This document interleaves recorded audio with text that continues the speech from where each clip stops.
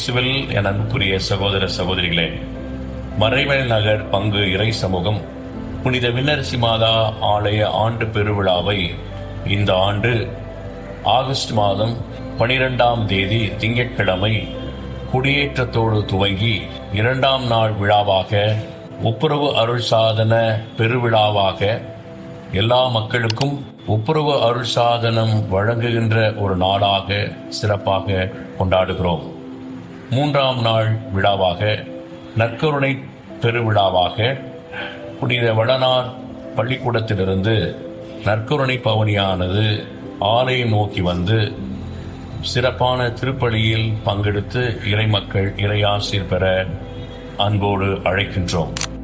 4ஆம் நாள் பெருவிழாவாக பின்னேற்பு அன்னையினுடைய விழாவை நாம் சுதந்திர தின விழாவோடு சேர்த்து கொண்டாடுகிறோம்.